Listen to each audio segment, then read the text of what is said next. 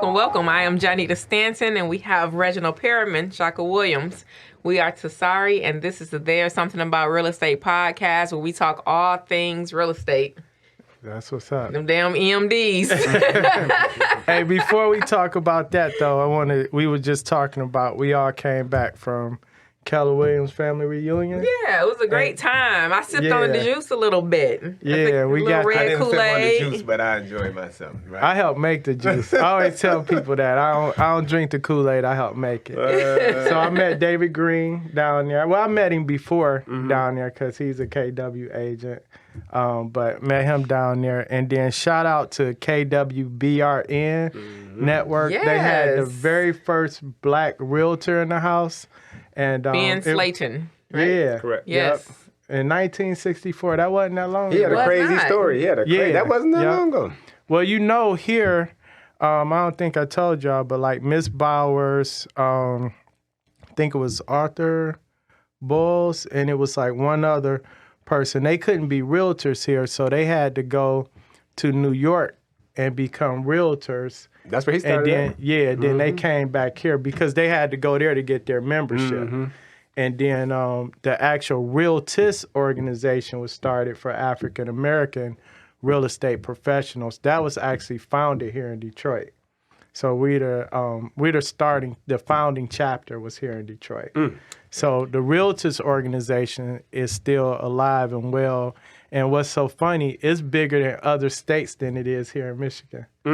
Yeah, because I don't know that we collab on that level, in the same way, like with the education and the leadership and, like the give back, like that kind of thing. And we have it here. Shout out to Ken and Tanisha and all of them, but it's just not as large here, like in Atlanta, Ohio, and like that DC, Maryland area. They're pretty big out there. Do you hear them calling it the Brown Network? Because one of my colleagues that I went out to breakfast with, she was like, "Yeah, at Brown," and I'm like, "BRN," and she's like, "Yeah." And I'm like, "Okay." They kind of gave it that name though, but I like it. Yeah, but it was good with so many realtors that were originally from Michigan. It was that they in San Antonio, like Keto. Few people in LA. They're gonna be on. They're gonna be on the podcast. Yeah. Keto said to make sure to remind you that he want to come on the podcast. Oh yeah, He we said definitely gotta have him in. Now he was from. So when we meet people from Detroit and they be like, "Yeah, I'm from Detroit," and then you ask them, they be like, "Oh yeah, I grew up in Southfield, Farmington, Keto, Detroit." Right. Like he had his Yays on, the butter soft leather and everything. And he was like, "Yeah, man, I be listening to PZ all the time." And he's still connected. He told me who got them football years thrown at him and everything. I'm like, man. Yeah, he know Detroit. Yeah, true. Because that was the first thing I said. "Oh yeah, you got that soft leather on. I see you from buffs." Yeah. So, yeah, that was fun. It was a good time. And I ain't one of them people. I claim Pontiac all the time. There ain't nothing wrong with Yak Town. Y'all all right. They be like from Michigan, Pontiac though, not Detroit. Right.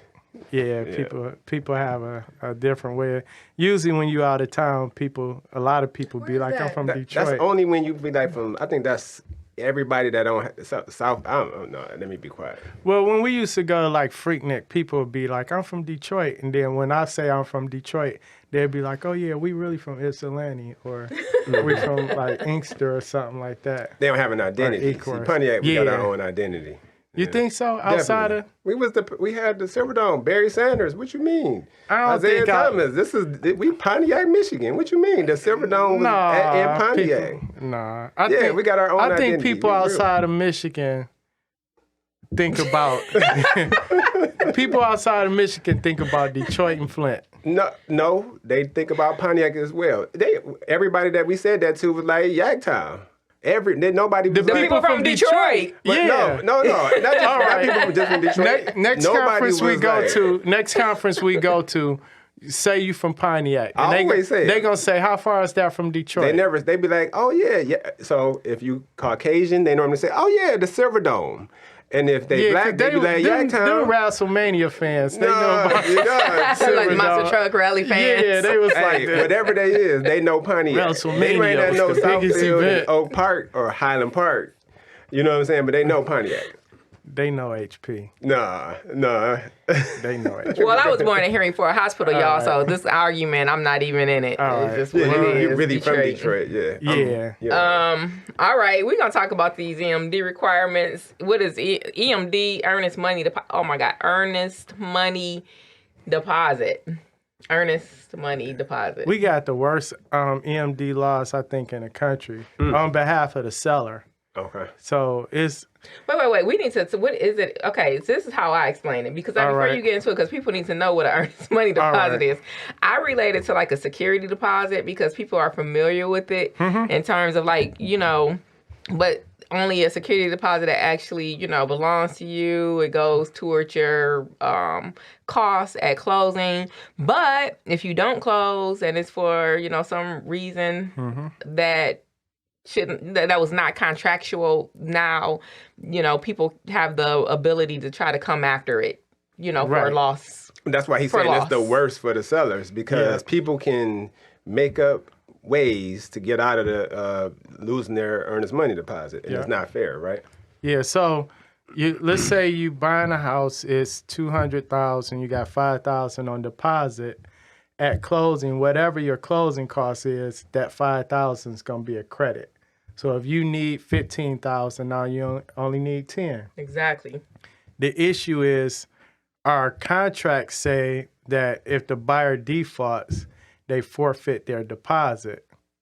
But do they really forfeit it, right? Because the law says before the broker can release, or even the title company, before they can release that money to the seller, they need a mutual release signed by both parties. Most buyers not signing that mutual release. And a lot of sellers not either.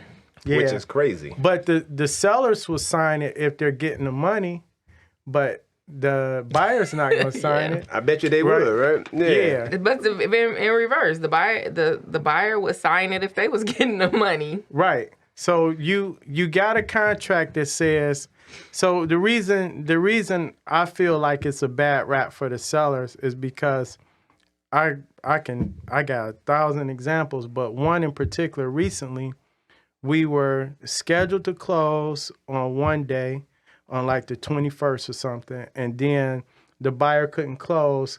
They agreed to do an extension, right?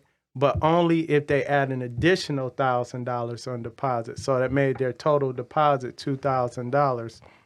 And the contract says if they don't close, they forfeit. Now, this wasn't a mortgage deal. It was just a straight cash deal. We at closing at 11 a.m., agent calls me at 10:45, say, I'm on my way. We running a little bit behind. When she say we, I'm assuming her and the buyer. So then 11 o'clock get there, 11:10. And then I called the agent, where are you at? She said, I'm still running behind. Is the buyer there yet? I'm like, no, your buyer nowhere to be found. Then she calls me back, oh, the buyer's at the bank trying to get their money. Then 40 minutes later, the buyer can't get their money out. It's an issue with their account. Then an hour later, then we sitting there. I'm like, okay, I got to go. Seller sits there a whole 2 hours. They say, oh, well, we're going to need to reschedule the closing. So now here it is. This is closing day. So it's on a Friday. Monday comes, and the title company says, since the seller signed the docs, all the buyer got to do is show up, sign their paperwork, and then wire the funds. My thing was, you knew it was some issues with your account before then. Regardless of the issue, this was a cash sale, seller sitting there. A week later, we didn't close.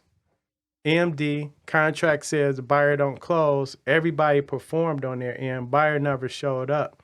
We go to get the EMD. Of course, I know what the rules say.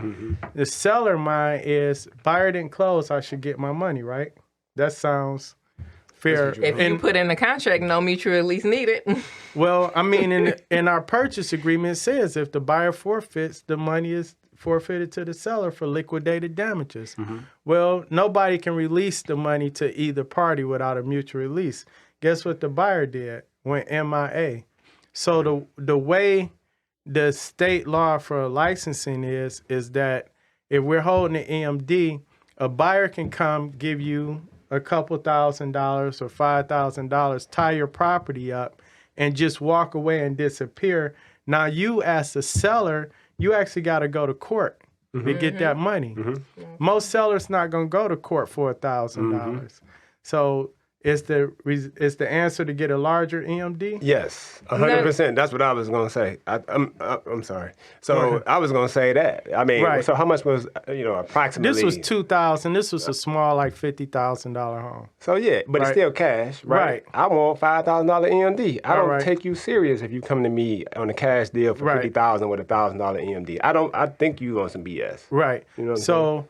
If the $5,000 EMD, so whether it's $2,000 or $5,000 or $10,000, they still can't. If you still can't get it, right? I mean, but traditionally, you have earnest money. So it's like, okay, so there's no set standard as to what it has to be. Right. But traditionally, you're running between 1% to 3% of the sales price. So if I come with a $5,000, I mean, that's something that we've been doing like more recently, especially with the wholesale contracts, but it's a little bit overkill for a $50,000 deal. Right. It doesn't mean the person's not serious. Well, it depends on what you negotiate. Yeah, exactly. Because I've had people put the entire amount on deposit. That's what I used to do. If I'm doing the cash deal and I want to show them I'm serious, I tell my buyers that right now. That's a tactic. Yeah. Now, if you serious, show them you serious by coming with a higher EMD. Right. You know what I'm saying? On a $50,000 deal, I've had situations where I just wired a $50,000 to the title company and say EMD due upon acceptance. Within 24 hours, they accepted I'm wiring a total amount to the title company. Because I know I'm going to close regardless. I've had that too, but that's experienced people running around and investors and things like that. I don't know who this person was. Probably sounds like it may have been an investor or potentially a wholesaler. Probably a wholesaler, yeah. But I'm just saying that it's not fair to the public to say that if you're not putting down a $5,000 EMD on a $50,000 house in general, you're not serious. So it depends. We said a cash deal. So if you're getting a $50,000 mortgage and you want to come with your lower EMD, I hear you. Because if you're getting a $50,000 mortgage and you're getting a Mr. loan and you only need $600 to close, why put $500? Correct. I mean, we have plenty of offers that we've gotten accepted with $500 EMDs. Right. I just have moved away from doing that because it just had not been necessary to go that high to win the bids or whatever. Right. And then when we get them from wholesalers, the wholesalers will come and say, well, unless you're doing a $5,000 refundable, then that becomes a thing. But just in general, when you list a house and I put an offer in on it and I'm an investor, I'm going to put $500 there. And if you want more, ask me for more. The reason you're going to do that is because you're protecting yourself. So you're protecting yourself as the buyer. So if I decide to walk off on this deal, the most I'm going to have tied up in this deal is $500. If you so what I'm saying is it's not a blame. I'm not saying that if you don't come with the $5,000 that you're not going to close. But I'm saying if I got two people coming at me, both offering $50,000, one come with a $500 EMD, the other one come with a $5,000 EMD, I'm going with the $5,000 EMD. Sure. Right.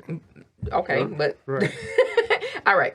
So I think that one of the ways to avoid it is potentially ask for more, but also make it non-refundable or make it no mutual release needed. Add that verbiage. So like if you're in a situation where you got a smaller price property and you want to make sure the buyer is serious, hey, this is great, but you're not getting this $2,500 back. But what about the brokerage or the title company is still going to require actual mutual release? Not if you have that verbiage in your contract, because everybody agreed to it. So they're not going to, you take that off the table. Not necessarily. We got to bring a title company in. Because some title companies have go by what's on the purchase agreement. Some title companies have their own EMD. A lot of title companies have their own. And it says they need a mutual release because they're notifying everybody. Yeah, but how often are you adding that title company form to your purchase agreement? And so the purchase... They'll send it when they collect the EMD. They'll say, we're only accepting this EMD if all parties sign our form. But you talking about if the title company get the EMD, not the broker get the EMD. Right. But it could be the title company without the form. Right. All I'm saying is if you add the purchase agreement is agreement between the buyer and the seller. Right. So if the seller puts in there, I'm willing to accept your offer, but if you default, no mutual release will be required for me to get the earnest money deposit, and the buyer agrees to that. Right. They have already you put your mutual release. What's considered default? So I got a question though. We debating this. Have you done this? And you've been able to keep the earnest money deposit? Yeah. Oh, okay. Yeah. And that's it. I mean, I'm not disagreeing with her. I'm just saying some brokers and some title companies that are holding the EMD, they still want an actual mutual release because who's to determine what is default?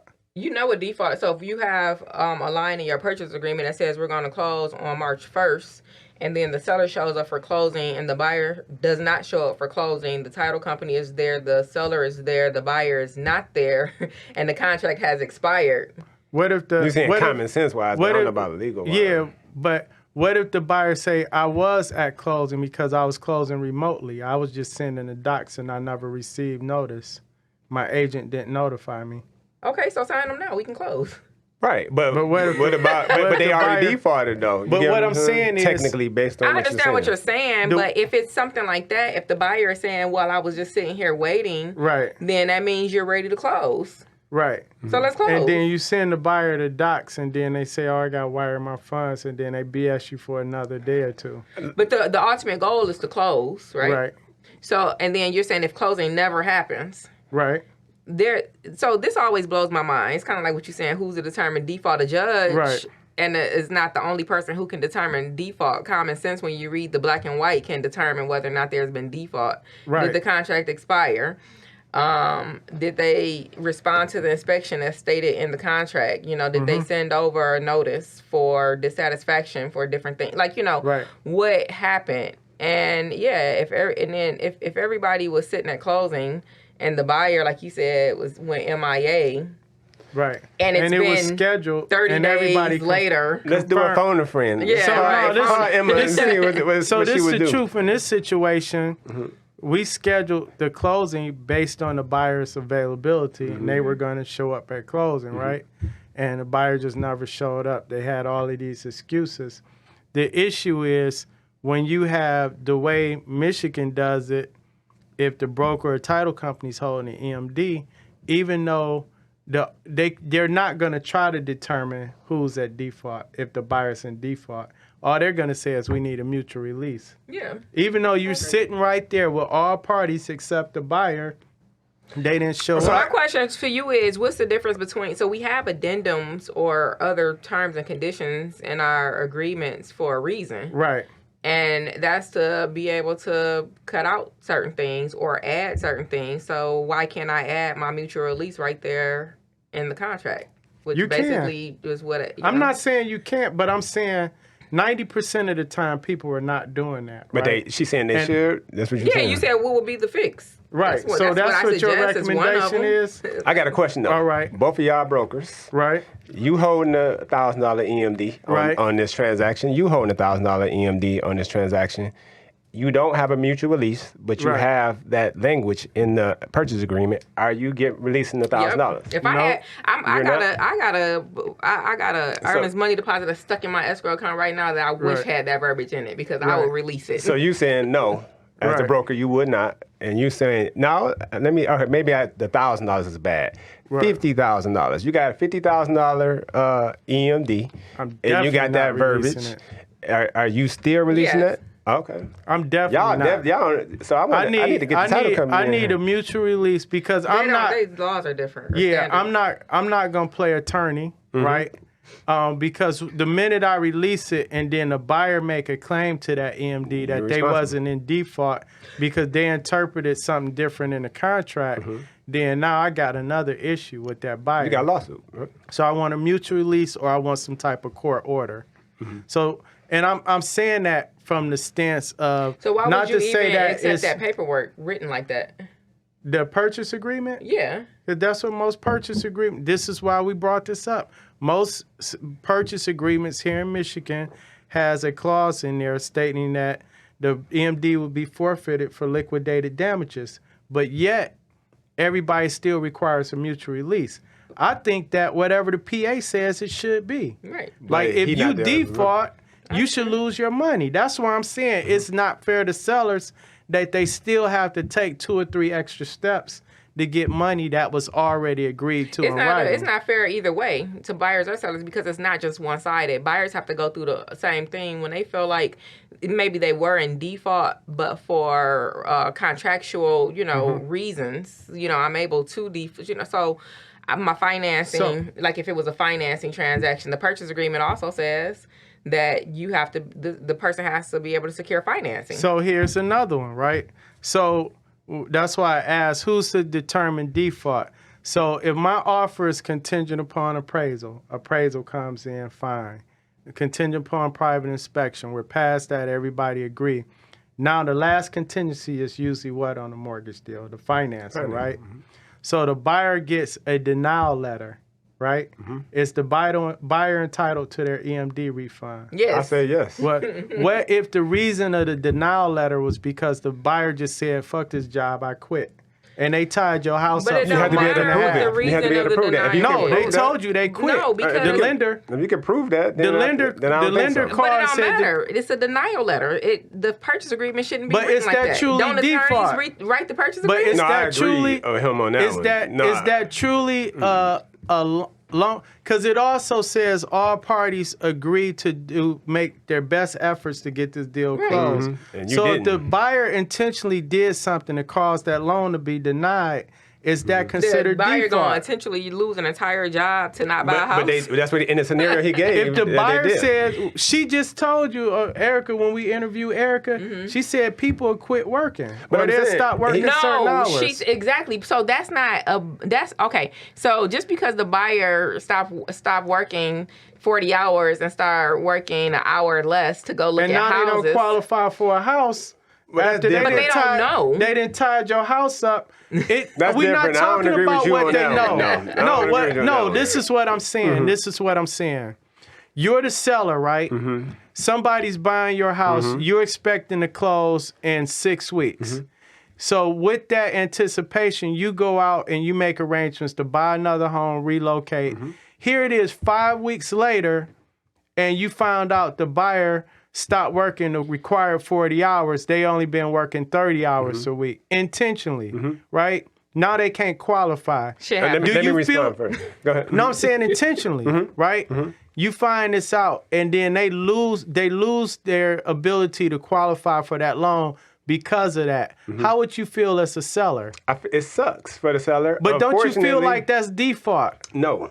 Why not? So you gave two different scenarios. If the buyer intentionally quit the job, said fuck this job, don't want to pay child support like them people. If you did that, then I do think that you defaulted. That's default. If you were ignorant, you didn't know what you was doing, and you was doing what Erica explained, leaving an hour early to go look at houses, and this caused you to not qualify for the house. Your private inspection. That sucks. You know what I'm saying, for the seller, but I don't think that the buyer. How do you, as the seller, know if it was intentional or ignorance? That's the whole point. Because I think that sometimes when you can see effort in a buyer, so a buyer pays. Let's say if it's an FHA deal, right?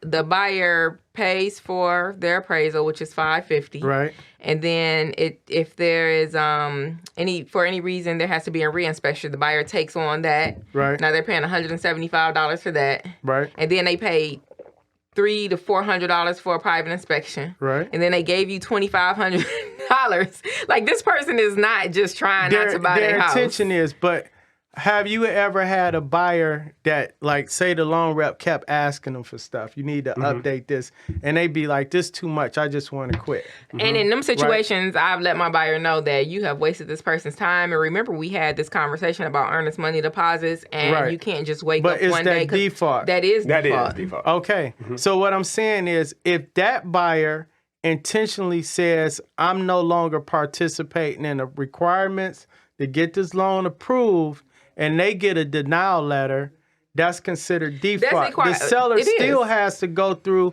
getting them to sign a mutual release and possibly I'm saying in most cases, and possibly going to court to get that deposit. It's like what Shaka say all the time, you got to get which is professional real estate person. So I literally have these conversations with my buyers about earnest money deposits, and I say, and I break it down to the ridiculous like that. Look here, you can't wake up one day and just be having a bad day. Mm-hmm. It has to be for something within these 6 pages that caused you not to be able to get the deal. And remember, once we get past inspection, You can lose your money. You talking with common sense. But I got. I understand. You want another example? Hold on. I'm about to give you another But example. let me finish it real quick because it's real quick. And then, Right. if that happens, because that has happened to me, Right. person, do you remember we had this conversation? We have to release these monies. I have no problem getting that. So listen. Okay. You asked what the solution is. Right. So there is no 100% solution to anything, right? Right. However, I think a higher earnest money deposit would, Mitigate. a lot of that stuff. It will. I You know agree what I'm with saying? that. That Right. will make people, they'd be scared. Like, because Right. even if you don't know if you're going to get it back. You know what I'm Right. saying? You're not getting a mutual release that's as the right. buyer. Yeah. You're not getting a mutual release either way. So now Right. you got $10,000. If you're in a $200,000 house, you got $10,000 to $20,000 sitting over there in the EMD. Yeah. Shit, you're going to try to do everything in your power to close. Right, You but ain't you gonna do also that. going to do everything in your power not to lose it, 100%. meaning that if you, for some reason the deal fall apart, even if it's your fault, you're going to feel like you're entitled to a refund. Both of y'all is. You're going to So, try to find a loophole in the reason you should get your money Both back. of y'all are. Because Right. remember you said at the $1,000, the seller is not going to go after that $1,000. But Right. now this seller going to go after They gonna this fight 10 to at that 20,000. 10, right. You know what I'm saying? Right. So yeah, just get a higher earnest money to deposit. I think that will help a lot of it. All right, so here's a real life scenario, right? I'm not going to say the lender name, but this seller has a property. Before she came to me, she said my previous agent had it listed, the deal fell through, and I don't want to deal with this mortgage company no more. And I said, they're not that bad. I've closed a lot of deals with them, but they're not Erica, they're not perfect, right? They're not hands-on. So the first deal we get when I list it is through this mortgage company. She was like, oh, no way. Then I said, let me call the loan rep, talk to the loan rep. Well, this particular mortgage company, they don't really have like one certain person.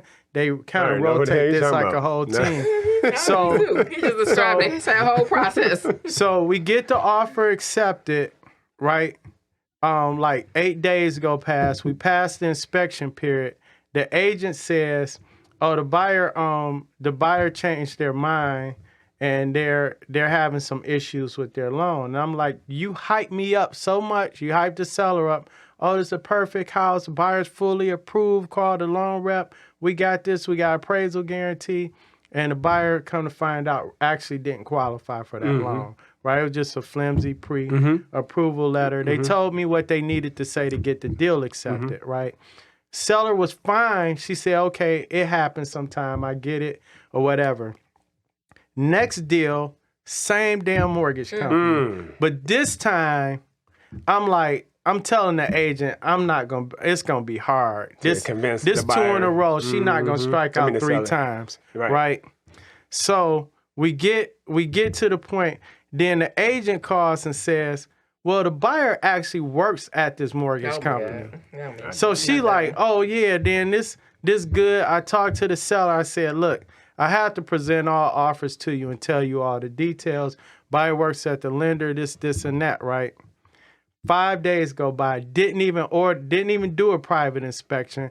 Agent calls back and says, well, her numbers are off because of the taxes and insurance. And I'm like, didn't you guys run that? If she works there, You should have been doing that's that. some stuff you should have run. Not only that, in her email, she said, we were looking at this house prior to you accepting the other offer. So we were waiting. We seen it came back on the market. So you had more than enough time to do some numbers and all that. Plus you work at the mortgage company. And the agent says, well, technically she don't need to sign a mutual release. We just going to give her EMD back. And I'm broker? like, no. Yeah, that's what the agent said. I said, no, you can't release that money. She said, well, you put the house back on the market. I said, at this point, you've already sent me a withdrawal from the offer. We can continue to sell the house. The EMD is separate. It's a separate dispute. And I said, what is your reasoning for backing out of the deal? Simply because the numbers don't work. She never sent a dissatisfaction of inspection. She never sent a mutual release. She sent the mutual release to get the EMD back, but she never sent the denial letter. Anything to support any reason to the back money out of this deal. So is that default or not? Default.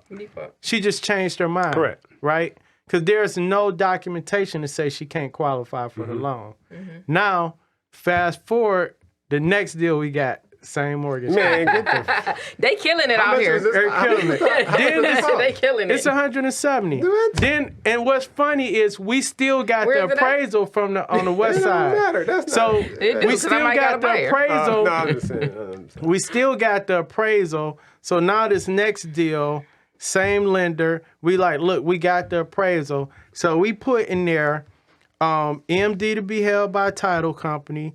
Any buyer agrees to release, EMD becomes non-refundable even in the event of mortgage denial. So Go back and add no mutual release necessary. yeah, so we fine with the appraisal and all of that. We fine with the appraisal because it already appraised, and it's the same And it's lender. messed up. This buyer is just getting the raft of The other buyers. That's crazy. it- Or the Exactly. lender, not the buyer, it's the lender. Well, it's the lender. it's the previous buyers, but what I'm saying is, if our law said if it was a little bit more lenient on the seller side, you wouldn't see, because some states there is no, you Don't get matter. that money up and you don't close, period, You lose it. you lose it, right? And that's what I'm saying. Michigan is so buyer heavy on that side. Like, I can literally walk up to somebody's house, make them an offer, well, listed, of course, make them an offer, get them a $5,000 EMD, and just walk away. And the broker can't do anything with that money unless I sign a mutual release or go to court. They can, but they would be taking the risk. So what I'm saying is, you Yeah, keep and I can saying come add back that and sue the verbiage. broker. You can add that verbiage all you want. It depends on the broker because y'all Right. just got done But- saying he wouldn't. It don't matter if you had that language or not. If he's holding the EMD, he's not releasing it. You can But have. if he add that language to his purchase agreement, and whoever's holding it decides to release it, if it does get called to court, so for some reason, at least that extra stuff will be in there. Yeah, but ain't nobody Yeah. gonna release. Like you said, if it's depending on the EMD, I'm not releasing it. But it's still What's the point of putting in the rest of what he said? If that's the case, none of it matters. But Agreed. it's still the fact- none of it matters. That's It's what he's still saying. the fact that you got to go to court. Here's the reality, right? Because we seen, well, at least I seen it happen. I seen sellers go under contract 4 or 5 weeks, and next deal 4 or 5 weeks, next deal 3 weeks. Each time, next thing you know, you 4 months on deals back to back. Not every agent that call you or every buyer after that is like, "What's wrong with the house?" Now it's Nothing about wrong to- with the now it's house. about to lose value, right? Yeah, it keep losing buyers because But then that's of probably when you financing. gotta go in there and just have, my seller is requiring that they be approved by one of my preferred lenders. You can still use whoever you want, but they got to go through this, Right. And a $10,000 EMD.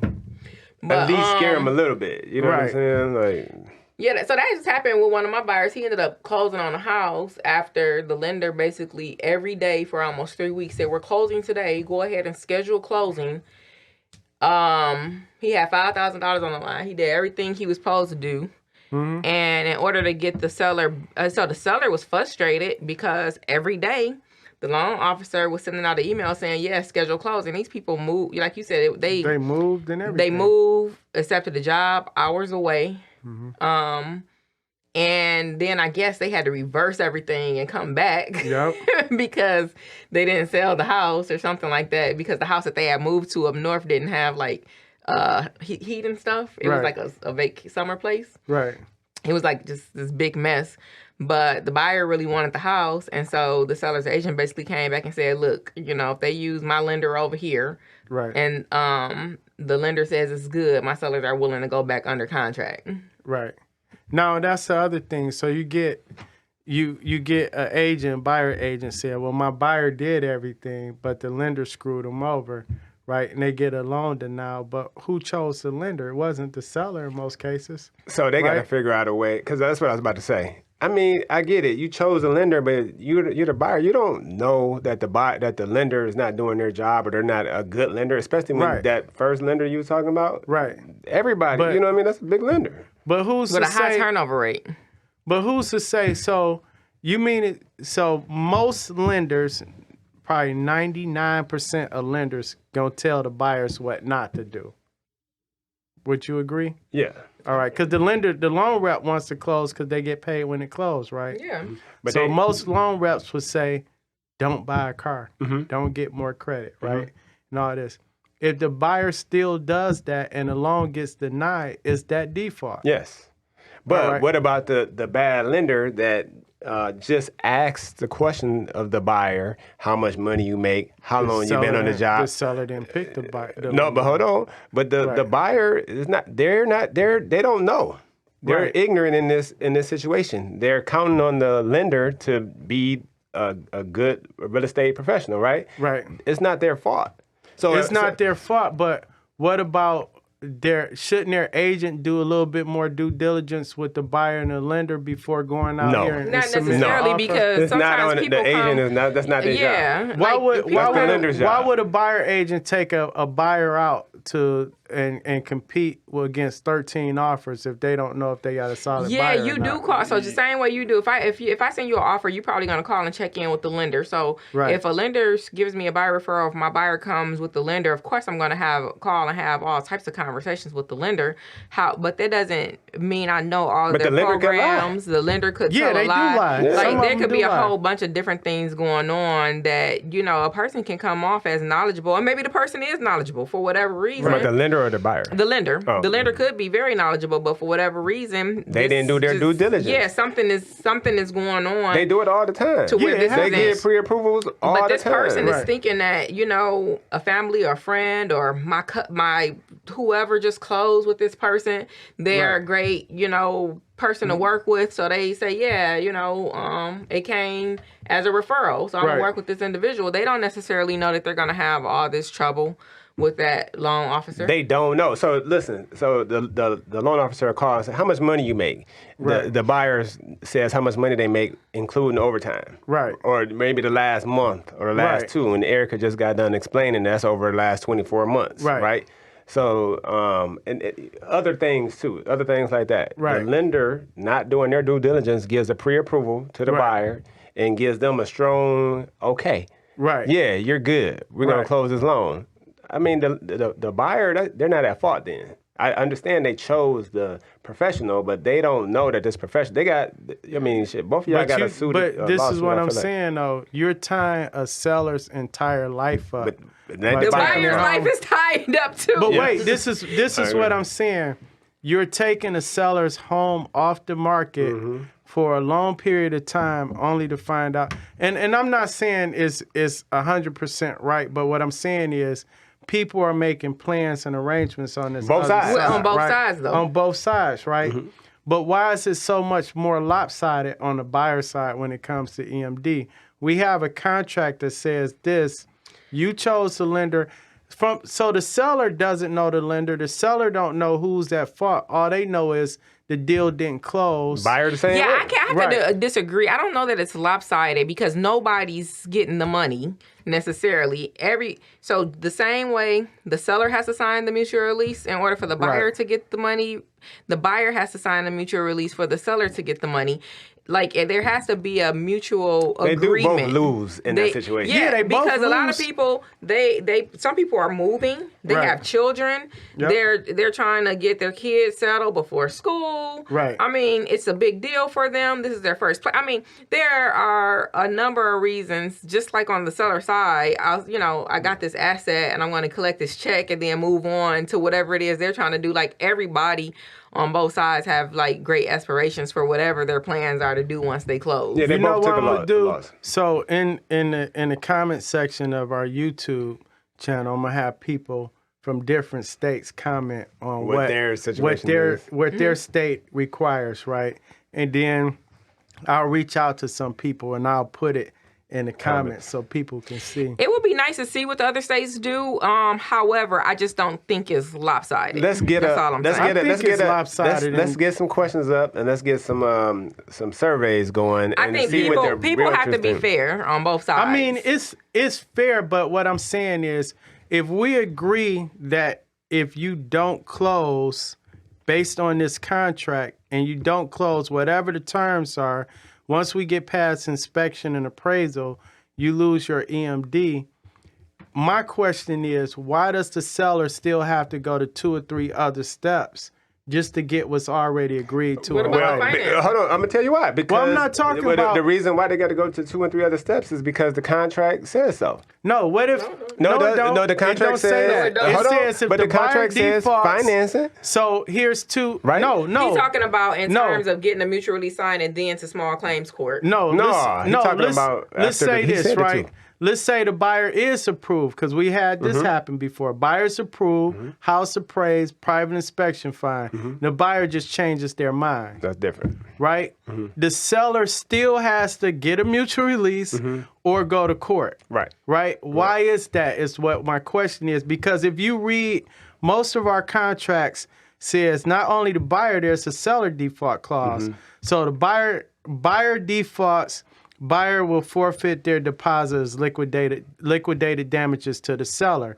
If the seller defaults, the purchaser can enforce the terms of the contract, meaning they can still force you to sell. You can't force somebody Well, to sell. I'm gonna ask you. Or you can put a claim of interest on their property. Wholesalers do it all the time. But you can't make somebody sell their I'm gonna property. answer, but they can be tied up. You can tie put your a claim. property up. In other words, Now you can't do shit with it. I'm gonna take you to court, just like a seller has to take you to court to enforce the terms of the contract. I can't force you to sell, but you can't You ain't force gonna be me able to to sell release it. my Ain't EMD, no title right? company gonna So- warranty the deed. Right.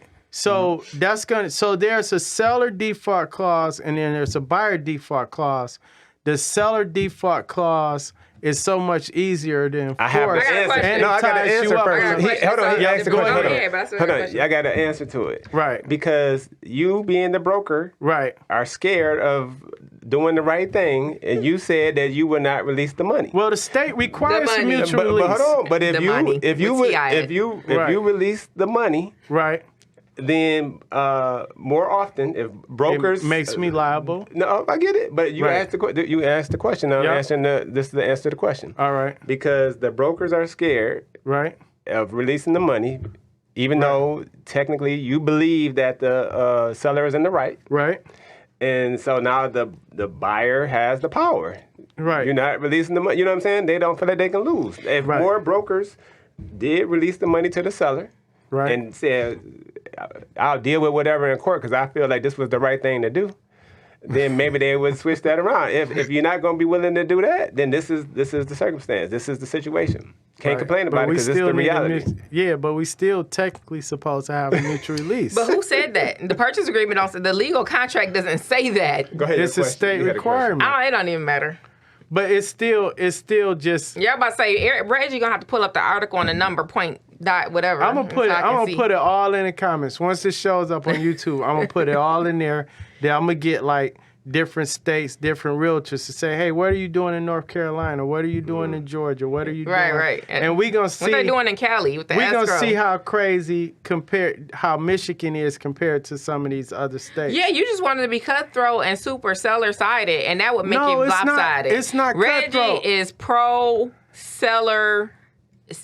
List with me. So no, but what I'm saying is I'm not so lopsided on the seller side. I'm just saying that Lies. if you default according to what we agreed to, why do I still need 2 or 3 other I know, steps? and the 2 or 3 other steps. So you talking about signing the mutual release and Right. potentially going to small claims court. Them the Because steps, right? here's He's saying 2 or the- 3. here's saying the that. He's thing, saying right? after. He's saying after the. I'm trying to get him to clear it up. Yeah, you need the mutual release, or if you don't get the mutual release, you got to go to small claims court. Right. If it's under a certain dollar amount, if it's over a certain dollar amount, then you just Gotta got to go to go court. But what I'm saying is, so like when we, for instance, we talked about HUD homes, right? HUD gonna get their money. They contract everything they got is more. That's a federal, great example. Right. What does HUD have in their They're purchase gonna release agreement? the money. because they the government. Yeah, no, 'cause So they if you scared. if you're a listing broker, they determine who holds the EMD. It's right in their contract. It's all. They they're can't break the government. law. The They the federal. government can't break the law. They What she created said- the- basically what it's she federal. The She's state saying don't they're going comply off the with same them. guidelines that you would be going off. But if we you're the broker, but we you have won't to release the comply money. to Michigan license laws.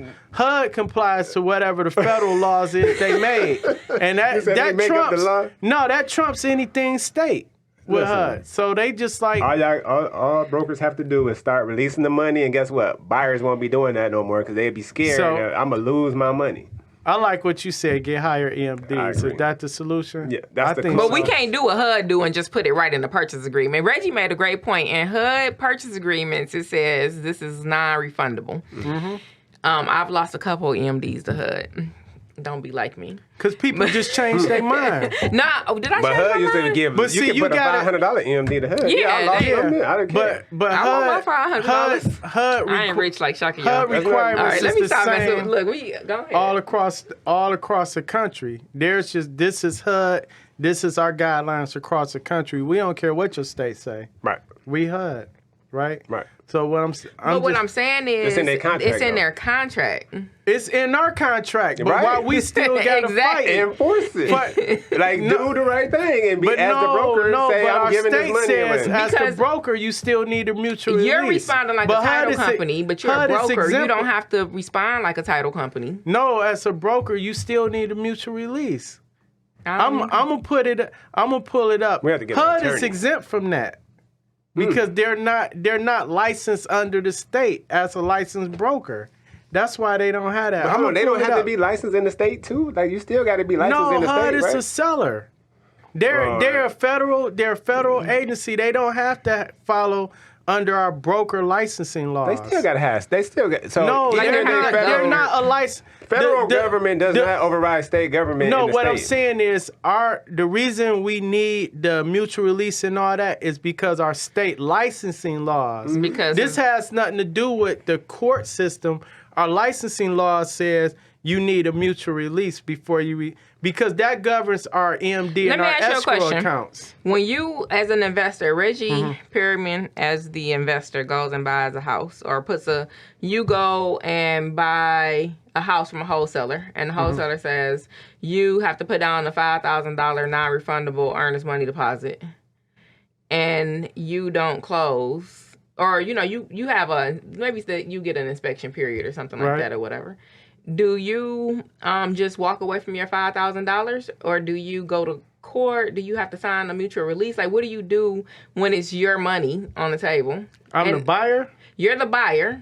And let's say you're holding it in escrow. If I got to the point where I'm giving you a deposit on something I'm buying, Yeah. I want it. I'm not gonna close. Okay, but what No, if but you what if don't you don't? close? But what if it's for contractual reasons that you don't close and they put in there that it's non-refundable? You're not going to give it to I'm them? never signing a contract that's not going. So for one, the title got to be clear. It got to meet all my requirements. So I'm not giving you an EMD. So listen, so say that it I'm not meets all your signing it. requirements and you still didn't close. Are you going to Why give would your I not $5,000? close? Oh, no, it don't matter. For whatever reason. I'm giving up the money because I agreed to it. Okay. Where T.I. at? Can we get T.I. on here? We got No, for the real. money. I'm giving So up he's the money. saying he's if I- honorable. He gonna do the right thing. If I know I tied you up for X amount of time, you can't do that in anything else. If you give a deposit on catering service, right, and you just call and be like, "Nah, I changed my mind," I got a question, right? though. If they contract say deposit non-refundable, it's non-refundable. give So why you- they don't need a mutual release if they contract says Because it? they don't have the damn state of Michigan license laws saying that. That's what I'm saying. It's our licensing laws that's kind of more favored towards the buyer. It's not just the contract, and that's what's the frustrating part. Most sellers are only looking at the contract. I don't know that it's favored towards the buyer. And then we have also gotta go ahead and pull this article. It got to the point. I'm gonna show y'all. We got a whole EMD receipt form that says what happens to your EMD, and we list the article from the state licensing laws that say if there's a dispute over the EMD, this is what has to happen, right? Because of the licensing laws, we can't just go by what's in the contract, which is stupid to me. Yeah, That's it all I'm is. saying. I think so. Typically, I don't know. Okay. That's a good question. I'm gonna pull it up. It's gonna be on our YouTube as soon as they put it up. I'm gonna go. Even if I gotta go and edit, I'm gonna copy and paste. It's gonna be right there. He gonna make the edits with the words coming out of his mouth. Because so spewing out many the sellers license don't law. understand that. They're like, they didn't buy my house. I need to get the EMD. They, Okay. Look here. Yeah. That was a We are great we are conversation. done with earnest money deposits. Did we cover everything? Yeah, we passed. So we do need to still, not tonight, but we have some more things we need to talk to y'all about. Okay. All right. We got a whole lot to talk about. We got a show. We got a show to do. It's a wrap.